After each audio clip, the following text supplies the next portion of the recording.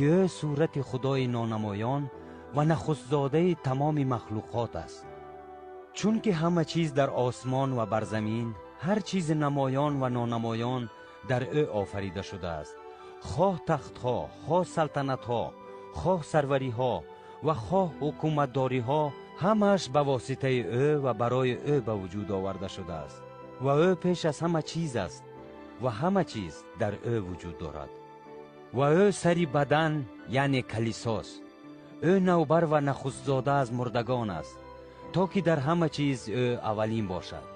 زیرا پسندیده خدا همین بود که تمام الهیت در او ساکن باشد و به واسطه او همه چیز را با خود آشتی داده، با خون صلیب او آسایشتگی را برقرار نماید.